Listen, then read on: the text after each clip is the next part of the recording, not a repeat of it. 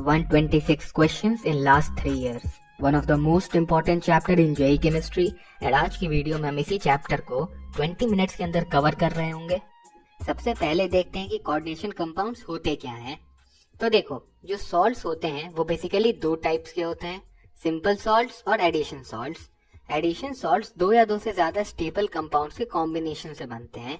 अब ये addition salts भी दो तरीके के होते हैं, डबल सॉल्ट्स और complex salts. Double salt solid state में तो अपनी आइडेंटिटी रिटेन करके रखते हैं, लेकिन पानी में डिसॉल्व करने पे कंप्लीटली डिसोसिएट कर जाते हैं।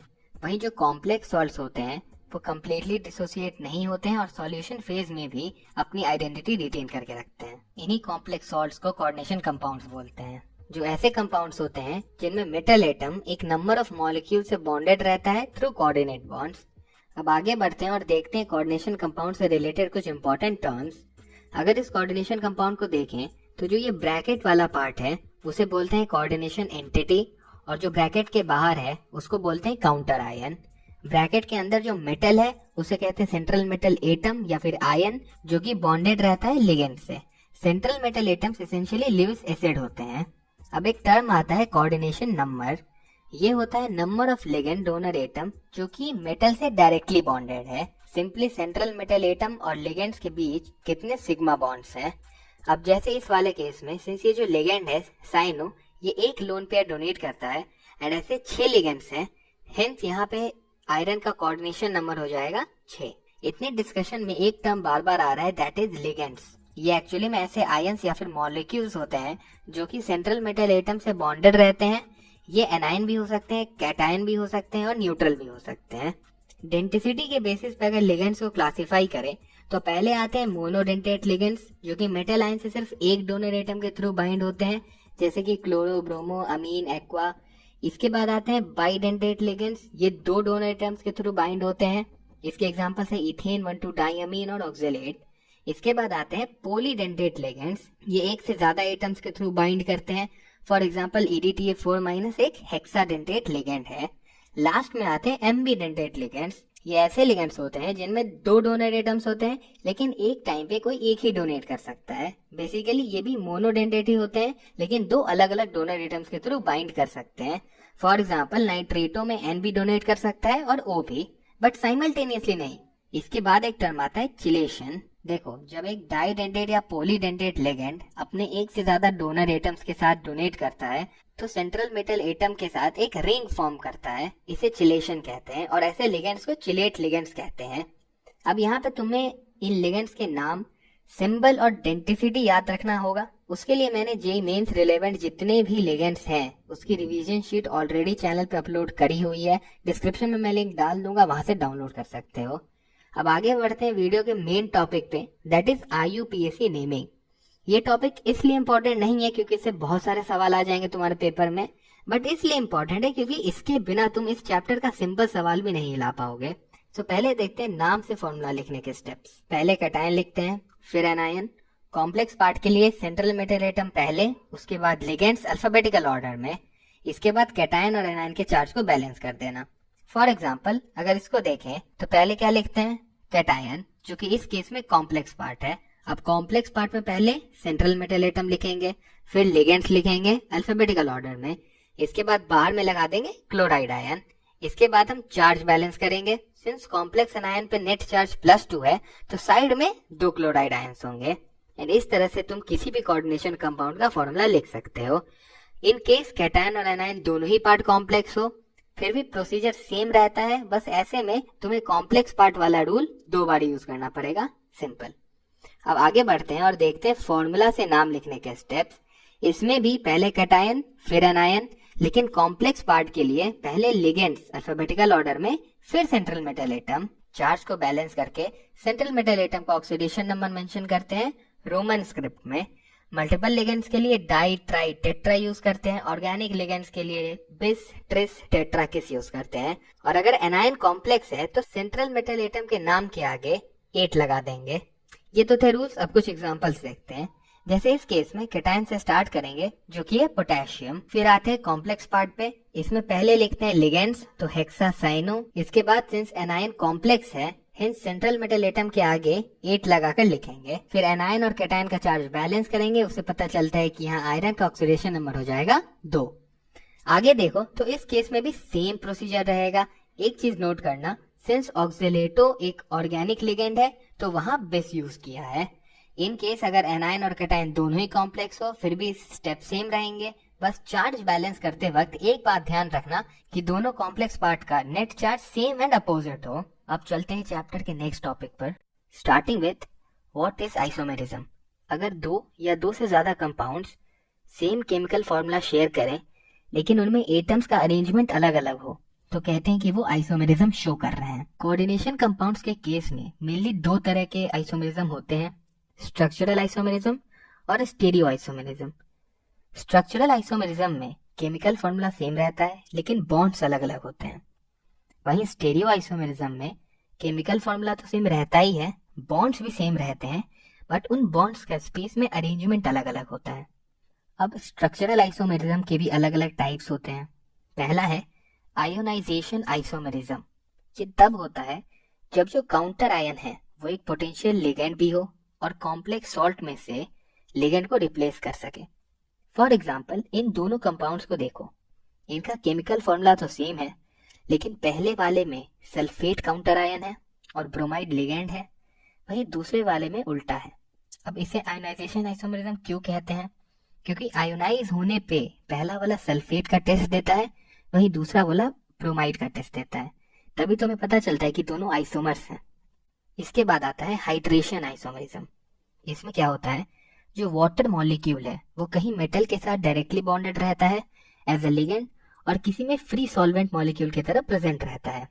फॉर एग्जाम्पल इन दोनों कंपाउंड्स को देखो, इनका केमिकल फॉर्मूला तो सेम है लेकिन पहले वाले में वाटर लिगेंड की तरह क्रोमियम मेटल के साथ बॉन्डेड है, वहीं दूसरे कंपाउंड में वाटर का एक मॉलिक्यूल एज अ सॉल्वेंट लगा हुआ है। नेक्स्ट आता है लिंकेज आइसोमेरिज्म। ये ऐसे कॉम्प्लेक्सेस में होता है जिनमें एम्बीडेंटेट लिगेंड्स हो। फॉर एग्जाम्पल यहाँ NO2 है और इसमें ONO है तो ये लिंकेज आइसोमर्स हुए। लास्ट में आता है कोऑर्डिनेशन आइसोमेरिज्म। ये ऐसे कंपाउंड्स में होता है जिनमें कैटायन और एनायन दोनों ही कॉम्प्लेक्स होते हैं और वो आपस में लिगेंड्स एक्सचेंज कर लेते हैं। जैसे इन दोनों कंपाउंड्स को देखो, इनका फॉर्मूला सेम है लेकिन पहले वाले कंपाउंड में NH3 कोबाल्ट के साथ बॉन्डेड है और CN क्रोमियम के साथ, वहीं दूसरे वाले कंपाउंड में रिवर्स है। हेंस ये दोनों कोऑर्डिनेशन आइसोमर्स हैं। अब चलते अपने नेक्स्ट टॉपिक पे, दैट इज स्टीरियो आइसोमेरिज्म। इसमें पहला आता है ज्योमेट्रिक आइसोमेरिज्म।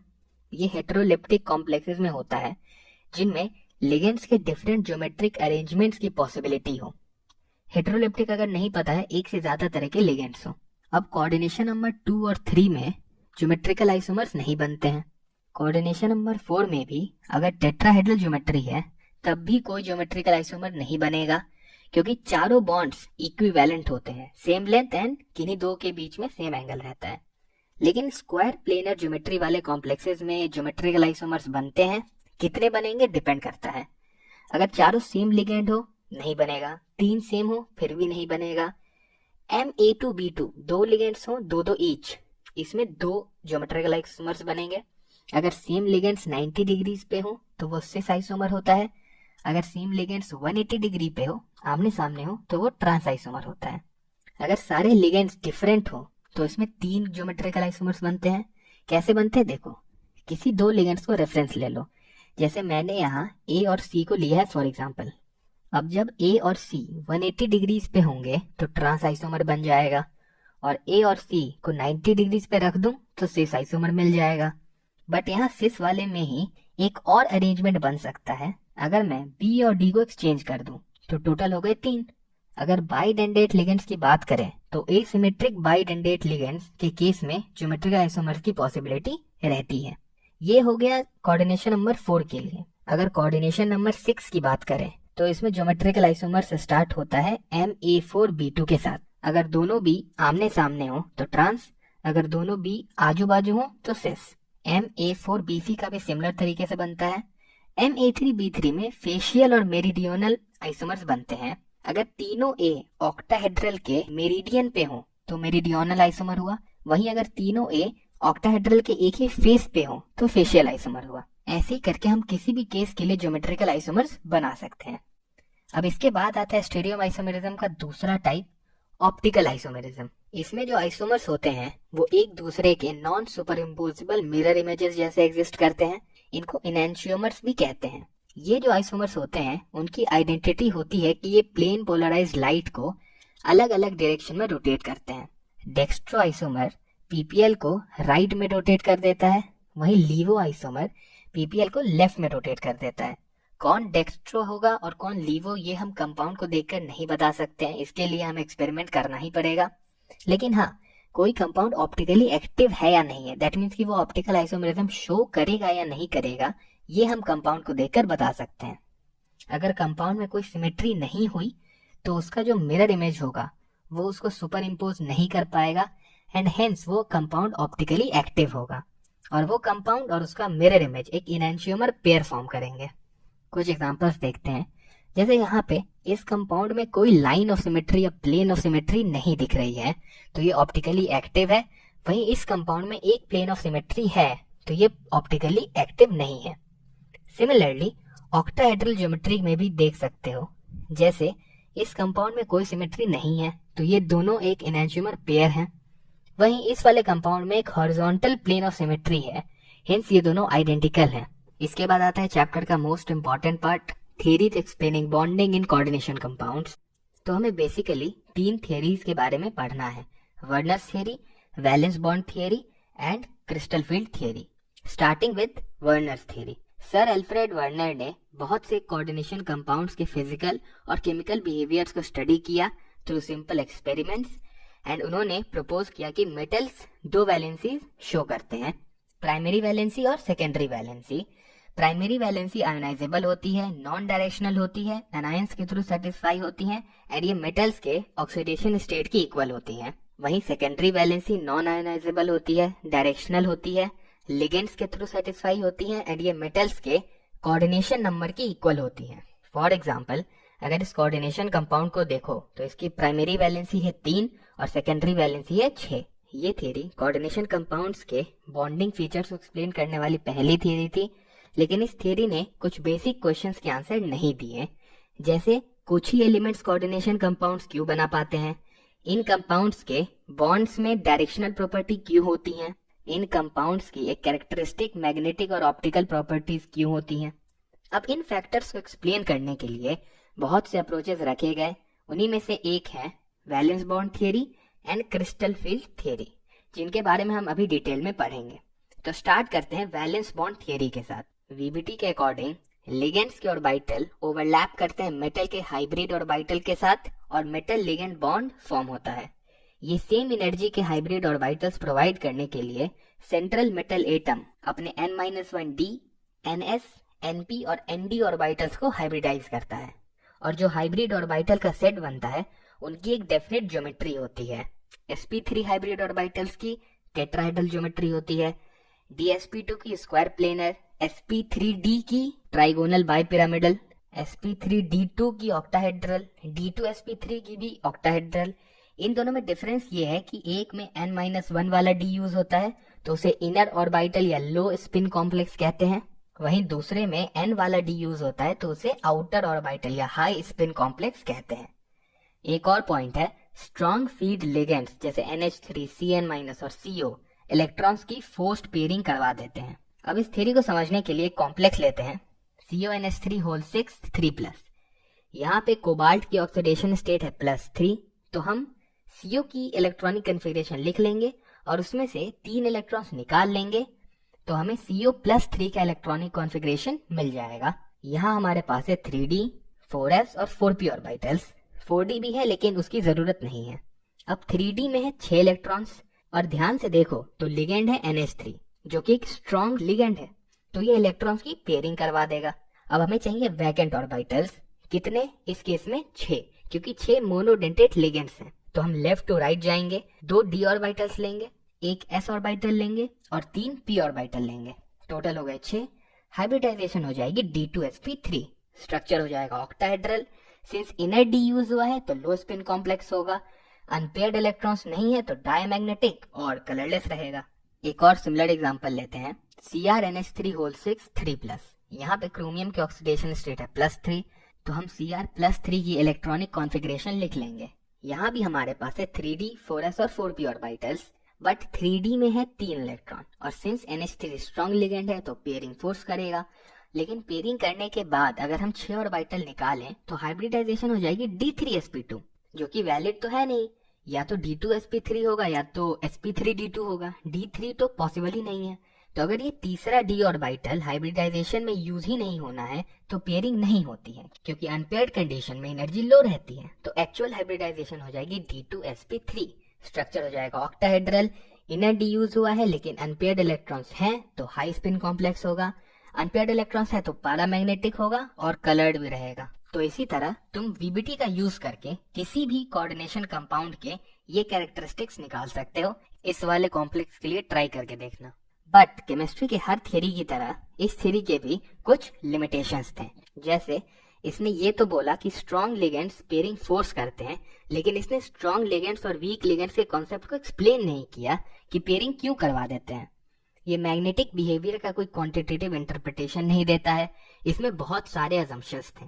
अब इन शॉर्टकमिंग्स को एड्रेस करने के लिए एक नई थियरी आई, क्रिस्टल फील्ड थियरी। ये एक इलेक्ट्रोस्टैटिक मॉडल है जिसमें मेटल लिगेंड बॉन्ड को प्योरली आयोनिक समझा जाता है।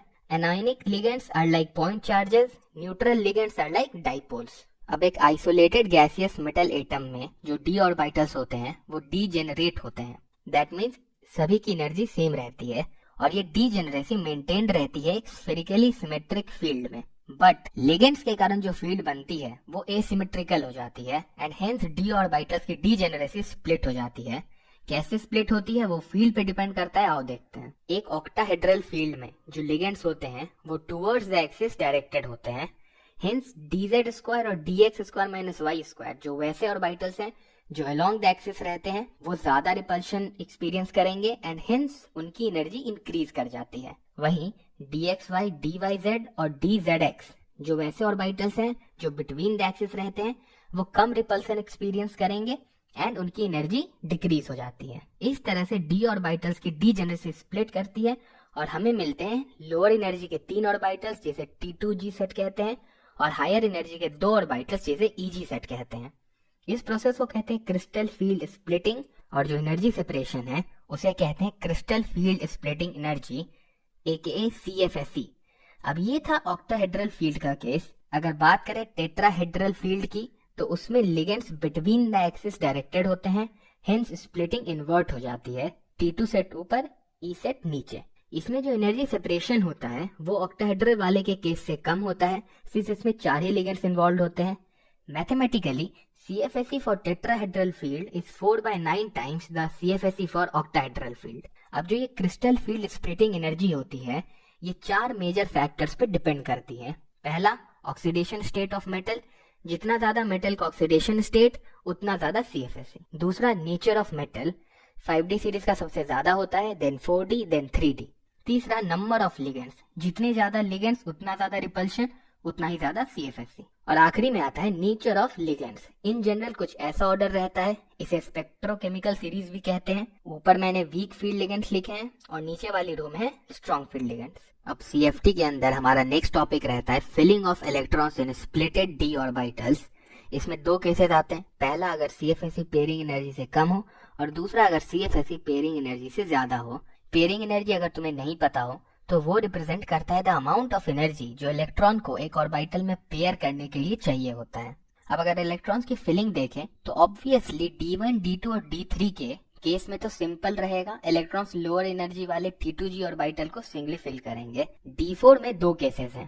पहले वाले केस में सिंस CFSE कम है पेयरिंग एनर्जी से तो फोर्थ इलेक्ट्रॉन EG ऑर्बिटल में जाना प्रेफर करेगा। वहीं दूसरे केस में सिंस CFSE ज्यादा है पेयरिंग एनर्जी से तो फोर्थ इलेक्ट्रॉन के लिए T2g ऑर्बिटल में ही पेयर कर लेना एनर्जेटिकली फेवरेबल रहेगा। अब इसके बाद D5, D6 और D7 सेम कॉन्सेप्ट से फिल होंगे दोनों केसेस में एंड D8, D9 और D10 का कॉन्फ़िगरेशन वापस से दोनों केसेस के लिए सेम सा हो जाता है। टेट्राहेड्रल वाले केस में CFSE इतनी ज्यादा होती ही नहीं है, हेंस पेयरिंग की पॉसिबिलिटी बहुत रेयर है। अब आगे बढ़ते हैं अपने नेक्स्ट टॉपिक पर, that is Jahn Teller distortions. इसमें क्या होता है, जो ऑक्टाहेड्रल कॉम्प्लेक्सेस होते हैं उनकी ज्योमेट्री थोड़ी डिस्टॉर्ट हो जाती है, जिससे उनकी सिमेट्री और एनर्जी डिक्रीज हो जाती है। इसका रीजन है unsymmetric filling of Eg and T2G orbitals. For example, अगर ये एक सिमेट्रिक ऑक्टाहेड्रल कॉम्प्लेक्स है तो अगर एक एक्स्ट्रा इलेक्ट्रॉन Eg के dz स्क्वायर ऑर्बिटल में है तो स्ट्रक्चर में इलोंगेशन आ जाती है। वहीं अगर वो electron dx square minus y square orbital में है तो स्ट्रक्चर में कंप्रेशन आ जाती है। अब यहाँ याद रखने वाली बात क्या है कि ये इफेक्ट कौन से केसेस में नहीं होता है। सिंपल है, इसका रीजन था अनसिमेट्रिक फिलिंग ऑफ इलेक्ट्रॉन्स। तो जहां पे सिमेट्रिक फिलिंग होगी वहां ये इफेक्ट एब्सेंट रहेगा। जैसे हाफ फिल्ड, फुल फिल्ड या दोनों भी हो सकते हैं, T2G फुल फिल्ड रहे और Eg हाफ फिल्ड हो जाए। तुम इन केसेस का बनाकर भी देख सकते हो। अभी अभी मैंने बताया था कैसे फिल करना होता है स्प्लिटर ऑर्बिटल्स में। अभी आगे बढ़ते हैं और चलते हैं अपने नेक्स्ट टॉपिक पर, that is bonding in metal carbonyls. ज्यादातर transition metals homoleptic carbonyl form करते हैं। For example, tetra carbonyl nickel, penta carbonyl iron, deca carbonyl dimanganese. इसमें 2 स्क्वायर पिरामिडल एंटिटीज होती हैं joined by a manganese manganese bond. एक और important example है octa carbonyl dicobalt. इसके 2 structures equilibrium में रहते हैं, एक में डायरेक्ट कोबाल्ट कोबाल्ट बॉन्ड होता है और दूसरे में cobalt cobalt bond 2 CO group से ब्रिज रहता है। अब इन मेटल कार्बोनाइल्स की खास बात क्या होती है कि इनका जो मेटल कार्बन बॉन्ड होता है उसमें सिग्मा और पाई दोनों कैरेक्टरिस्टिक्स होते हैं। Metal carbon sigma bond form होता है कार्बोनाइल कार्बन से मेटल के वैकेंट d ऑर्बिटल में लोन पेयर के डोनेशन से, और metal carbon pi bond form होता है मेटल के फिल्ड d ऑर्बिटल से CO के वैकेंट एंटी बॉन्डिंग ऑर्बिटल में इलेक्ट्रॉन पेयर के डोनेशन से। इसे कहते हैं सिनर्जिक बॉन्डिंग। इसके कारण मेटल कार्बन का बॉन्ड स्ट्रेंथन हो जाता है, लेकिन सिंस CO के एंटी बॉन्डिंग ऑर्बिटल में इलेक्ट्रॉन्स गए तो कार्बन ऑक्सीजन बॉन्ड थोड़ा सा वीक हो जाता है। सिनर्जिक इफेक्ट डायरेक्टली प्रोपोर्शनल होता है मेटल के चार्ज डेंसिटी के। अब इसके बाद आता है हमारा आखिरी topic, importance of coordination compounds. पहला है बायोलॉजिकल सिस्टम्स में सिग्निफिकेंस। तो जो क्लोरोफिल है वो मैग्नीशियम का एक कॉम्प्लेक्स होता है, सिमिलरली हेमोग्लोबिन आयरन का और विटामिन B12 कोबाल्ट का। इसके बाद है मेडिसिनल केमिस्ट्री में सिग्निफिकेंस। तो सिस्प्लैटिन नाम का कॉम्प्लेक्स ट्यूमर्स के ग्रोथ को इनहिबिट करता है। EDTA का यूज लेड पॉइजनिंग को ट्रीट करने में करते हैं। इसके बाद हमने मेटलर्जी में पढ़ा था, सिल्वर और गोल्ड के एक्सट्रैक्शन में कॉम्प्लेक्स फॉर्मेशन होता था। एंड हाइड्रोजनेशन ऑफ अल्कीन में एक कैटलिस्ट यूज होता है, विल्किंसन कैटलिस्ट, जो कि एसेंशियली रोडियम का एक कॉम्प्लेक्स होता है। तो इतनी ही चीजें थी।